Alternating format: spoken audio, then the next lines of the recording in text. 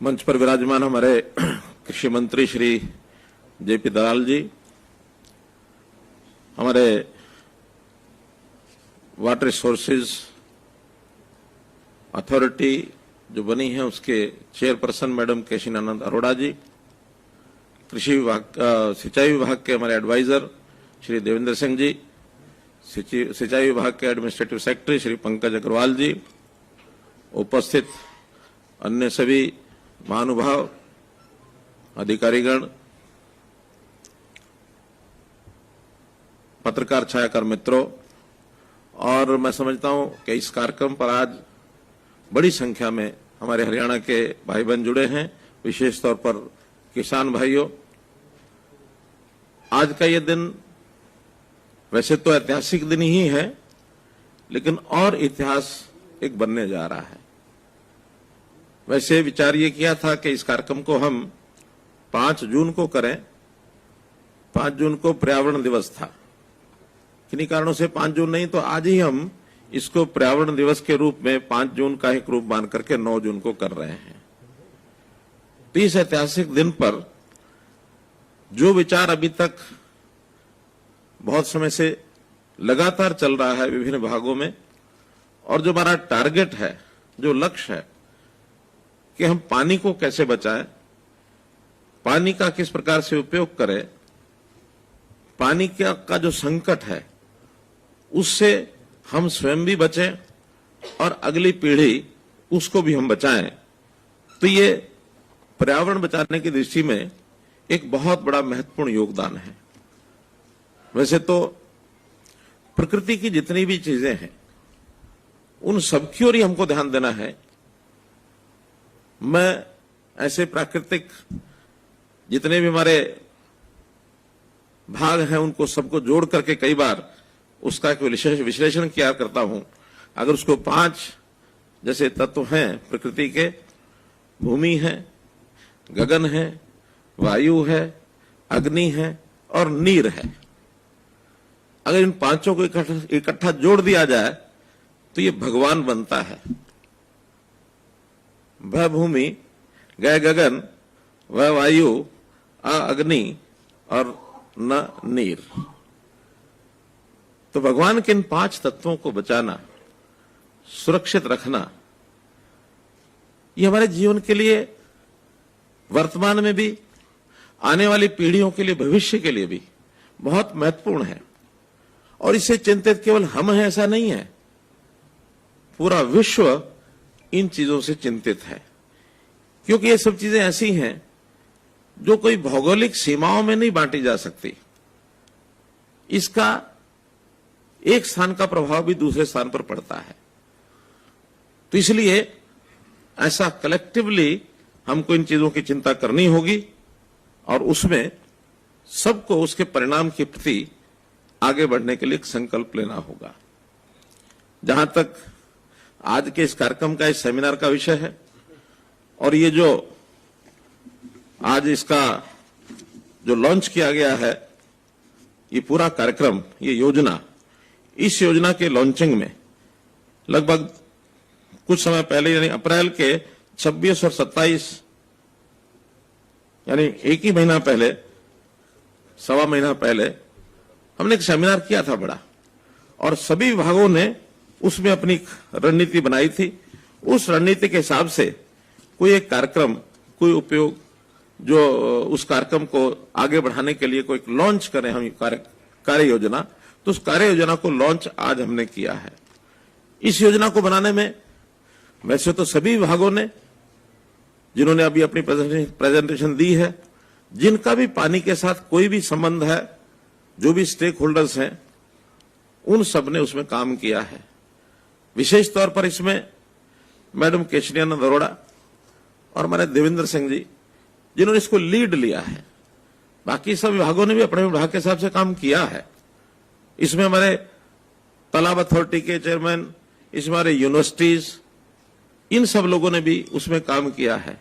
बहुत से एनजीओज, बहुत से ऐसे लोग जो हमारी सरकार के साथ जुड़े हुए नहीं हैं, उन लोगों ने भी अपने सुझाव दिए हैं, उसके हिसाब से भी हमने काम किया है।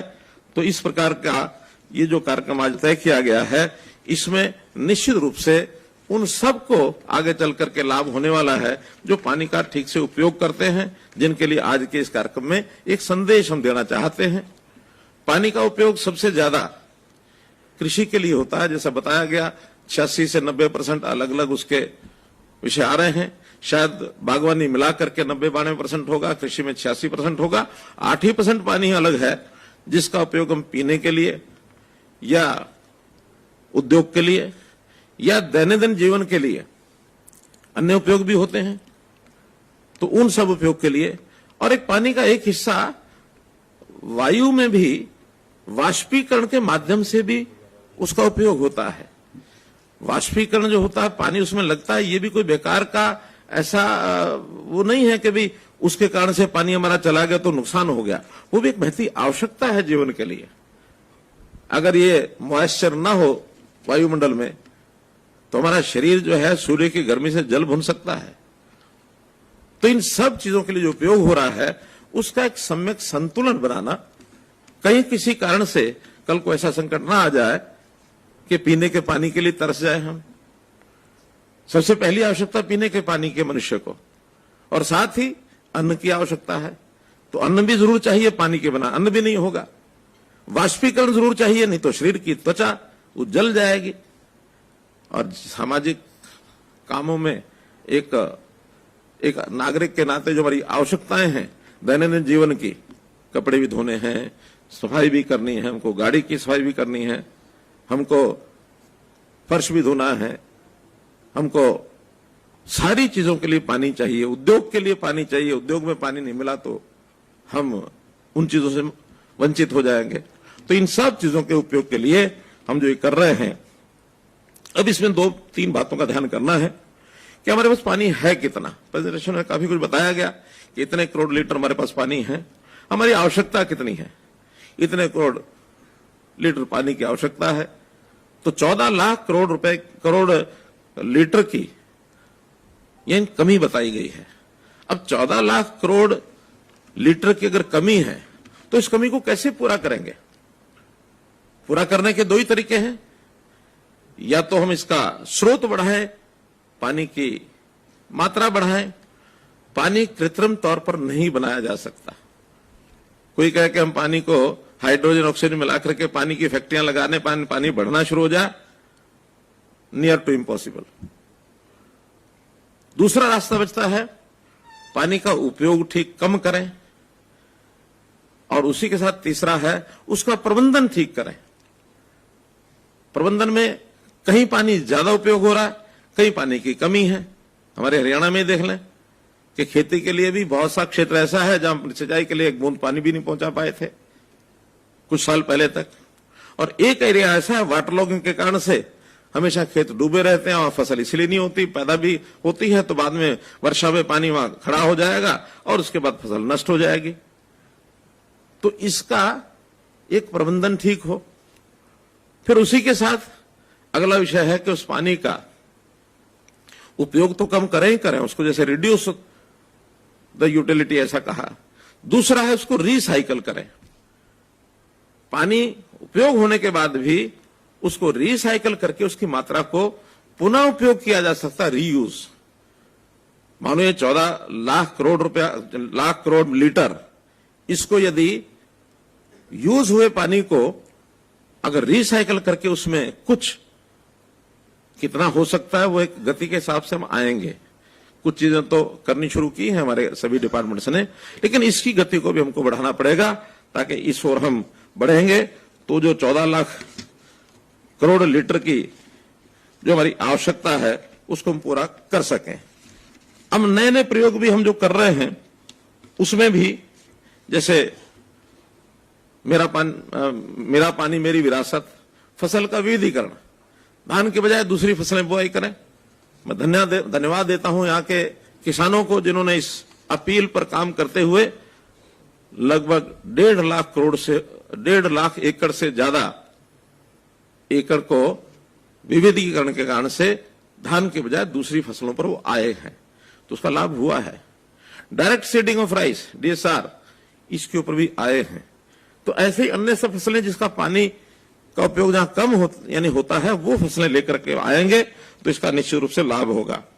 हरी खाद की बात बताई है, प्राकृतिक खेती की बात बताई है, इससे भी किसान बंधुओं को हमको अपील करनी पड़ेगी कि इस ओर आएंगे तो ये उपयोग हमारा जो 86% है उसको जितना कम हम कर पाएंगे उतना अन्य चीजों में उपयोग होगा।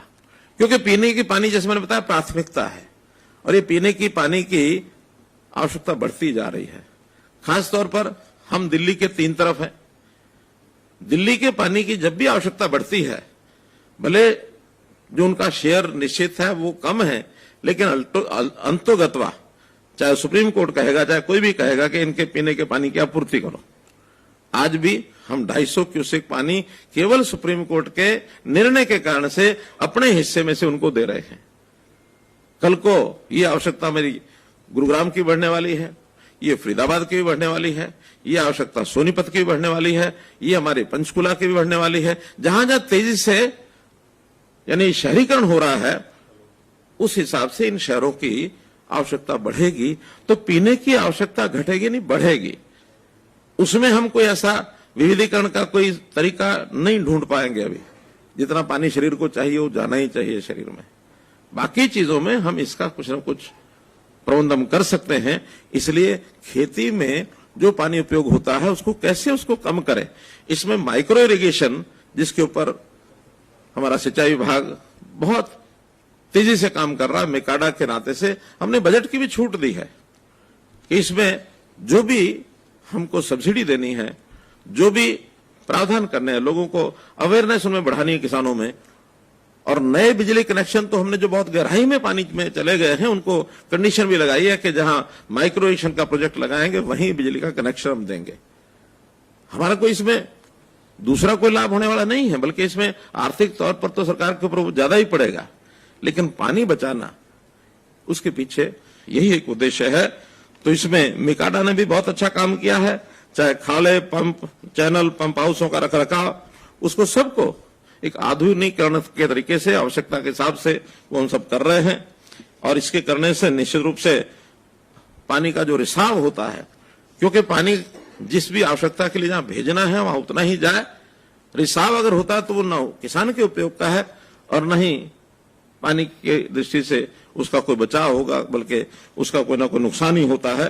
तो इसके ऊपर भी बहुत से जो काम कर रहे हैं, चाहे वो ड्रिप और स्प्रिंकलर सिंचाई, सारे आंकड़े तो हमारे प्रेजेंटेशन में सब लोगों ने बताए ही हैं। तो उस नाते से इस पर हमको जो काम करना है वो हम सब काम कर रहे हैं। तालाबों का बहुत अच्छा काम हो रहा है, जैसे बताया गया, उसमें 18,000 तालाब हरियाणा के हैं। इन 18,000 में बहुत तालाब तो ओवरफ्लो रहते हैं बरसात के दिनों में, पोल्यूटेड है, बहुत तालाब ऐसे हैं सूखे पड़े रहते हैं। तो ऐसे इनका एक सम्यक संतुलन बैठा रहे ताकि उस तालाब में भी जितना पानी है उसका रिचार्जिंग के लिए उपयोग आए और ग्रामीण क्षेत्र के लोगों को जैसे परंपरागत तौर पर खेत काम आता था किसानों के, वो पानी काम आए। तब होगा जब वो पानी साफ रहेगा, पॉल्यूटेड होगा तो पशु भी नहीं पिएगा उसको। तो इस प्रकार से उस पर भी काम लगातार चल रहा है और एक महत्वाकांक्षी टारगेट हमारी तालाब अथॉरिटी के द्वारा ये जो लिया जा रहा है उसको भी हम एक गति देकर के उसको पूरा कर रहे हैं। मुझे लगता है सभी विभाग उसके अंदर काम करेंगे। अभी तक पंचायत विभाग ने भी इसमें सहयोग किया है। लगभग 2650 जो तालाब हैं इनकी योजना बन गई है। इसके अलावा बाकी तालाबों की योजना भी और सब बन रही है। पानी के जहां तक स्रोत की बात है, हमारे स्रोत बहुत सीमित हैं, क्योंकि जैसे मैंने बताया पानी की क्वांटिटी हम बढ़ा कैसे सकते हैं, काम उधर भी चल रहा है। उसमें जैसे एसवाईएल अपने आप में एक मुद्दा, बहुत बड़ा मुद्दा है, बहुत दोनों स्टेट्स के बीच में एक टकराव का मुद्दा बना हुआ है। सुप्रीम कोर्ट ने हालांकि एक निर्णय भी हमारी फेवर में दिया है। अगला उसका एसवाईएल के बनने का जो निर्णय सुप्रीम कोर्ट से अपेक्षा हमारी है कि वो जल्दी से उस निर्णय को एग्जीक्यूट करने के लिए कोई निर्णय दे ताकि उसके एग्जीक्यूशन के बाद एसवाईएल बने। झगड़ा है, चाहते तो हमें कि कल ही उसको सॉल्यूशन हो, लेकिन हमारे अकेले के हाथ में नहीं है। अब इसके अतिरिक्त भी जो सोर्सेज हैं उसको भी हम ठीक से उसका दोहन करने के लिए योजनाएं बना रहे हैं। जैसे यमुना में अभी जो पानी आता है वो हमारे पास केवल 3 महीने 3.5 महीने पर्याप्त मात्रा में रहता है।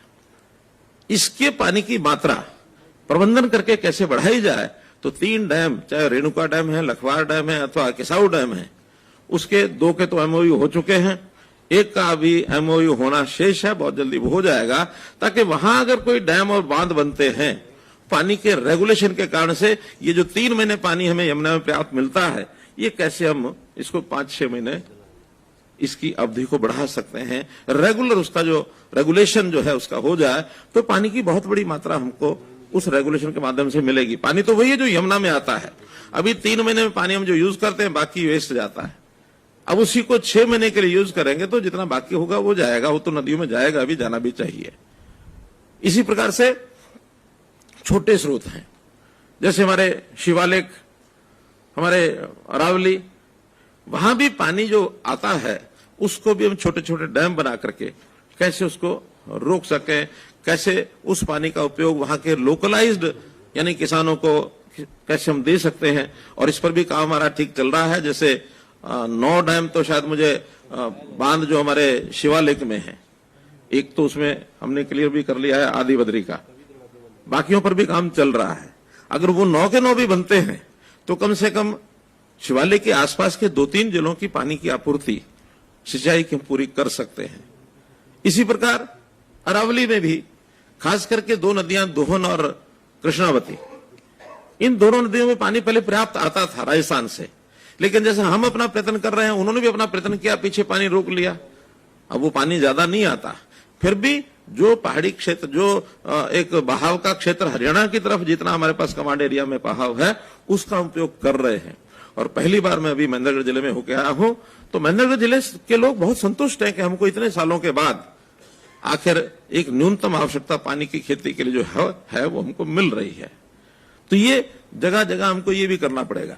घग्गर हमारे लिए पानी का स्रोत लंबे समय का तो नहीं है, लेकिन फिर भी उसके बांध लगा करके उसको कम से कम उसका ठीक से उसका जो चैनलाइजेशन हो जाए, और O2 को, झील को भी हम डीप कर रहे हैं ताकि पानी का स्टोरेज वहां ज्यादा हो सके। उसका भी पानी की आवश्यकता हमारी सिरसा जिले की खास करके बहुत पर्याप्त मात्रा में फतेहाबाद और सिरसा 2 जिलों के अंदर उसका हमको उपयोग होता है। अब इन सब छोटी छोटी बातों पर सारे डिपार्टमेंट हमारे काम कर रहे हैं और मैं इनको सबको बहुत बहुत बधाई देता हूं कि इन चीजों पर ये आगे बढ़ रहे हैं। और इसमें एक विषय पानी का, जैसे मैंने बताया यमुना में 3 महीने में हमारे पास पर्याप्त होता है, फिर भी उस 3 महीने के पानी का जितना उपयोग हमको स्टोरेज के नाते हरियाणा में करना चाहिए वो अभी तक पहले नहीं हो रहा था। हमने ही पिछले कुछ वर्षों पहले उस का जो चैनलाइजेशन है उसके चैनल को मजबूत करना, उसका रिजुवेनेशन करना, उसको चौड़ा करना जगह जगह, और उस पर भी बड़ी मात्रा में पानी को हम स्टोर कर सकेंगे। हमारे हजारों तालाब जो भरे नहीं जा सकते हैं उसके बिना, तो वो अब दक्षिण हरियाणा की वो तालाब लगभग 4000 तालाब उससे हम भर पाएंगे। मसानी डैम ये बना हुआ है, आज तक पानी नहीं होता था, लेकिन इस पानी के चैनलाइजेशन के कारण से हमने वर्षा का पानी वहां पहुंचाया और रेवाड़ी जिले में 8-10 फुट पानी जो है उसका लेवल ऊपर आया है। तो ये पानी के बारे में मैं तो बहुत इसका अध्ययन करता हूं सारी चीजों का, और उसकी जो योजना ध्यान में आती है तुरंत आप लोगों के साथ बैठ करके मैं प्लानिंग करता हूं। लेकिन मित्रों, हमने इन सब चीजों पर केवल अपना एक जो दृष्टिकोण है वो बताया है। अब उसके बाद इसको लागू करने का काम हमारे सभी अधिकारी, सभी विभाग कर भी रहे हैं, और जिस प्रकार की आज ये कार्य योजना बनाई है, इस कार्य योजना के अनुसार आप लोग इस पर अच्छे प्रकार से काम करें, ये मेरी अपील है, ताकि हमारा जो टारगेट है, ये टारगेट सभी विभागों के काम करने के बाद इसको हम पूरा कर पाएंगे।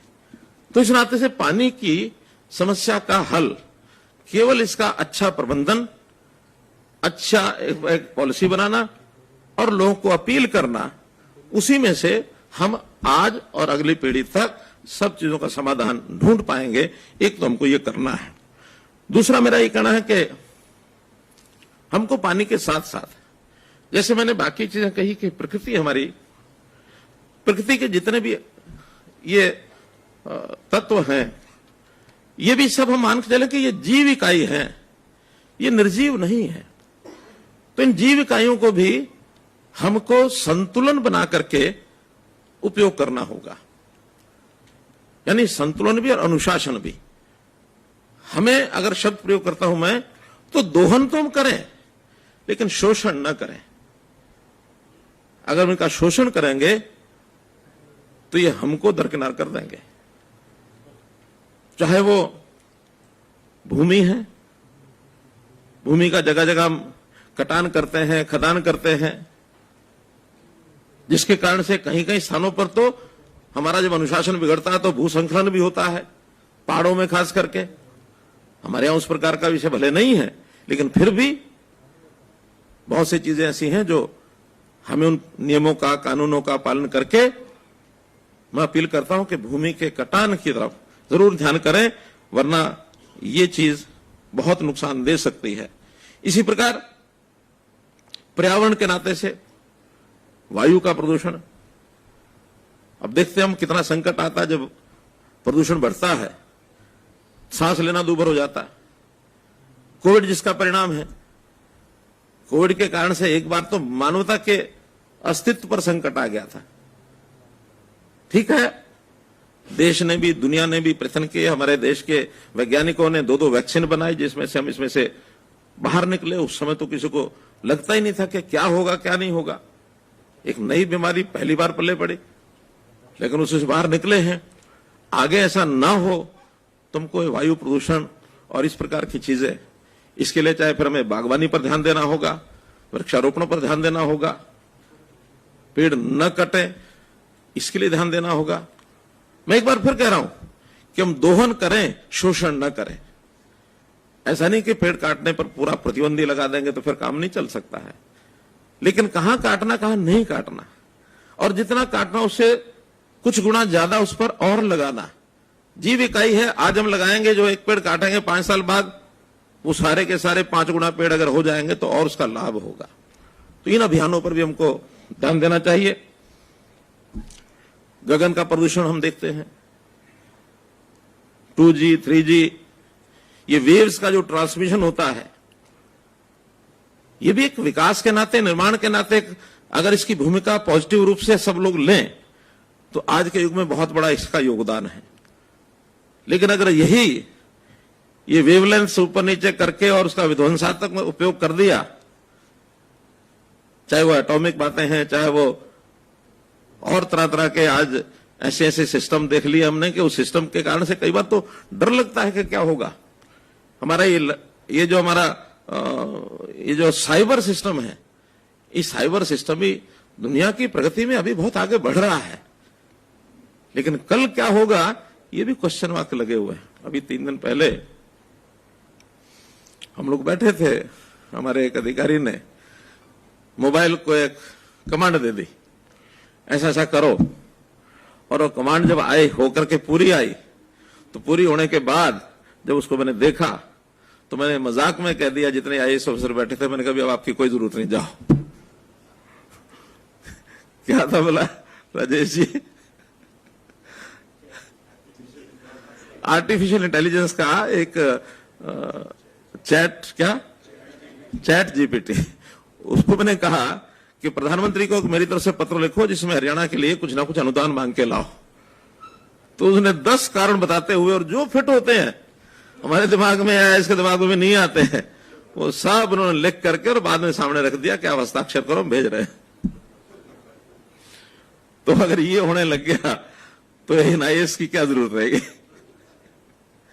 खैर, इन लाइट वेन मेरा कहना है कि कहां कहां हम जा रहे हैं उसका उपयोग है, हम रचनात्मक ढंग से करेंगे तो ये हमारे लिए एक वरदान सिद्ध होगा। और अगर कहीं ये विध्वंसात्मक तरीके से किसी ने उपयोग करना शुरू किया तो यही हमारे विनाश का कारण भी बनेगा। तो ये प्राकृतिक चीजें, चाहे भूमि है, चाहे वो गगन है, चाहे वो वायु है, चाहे वो अग्नि है। अब अग्नि,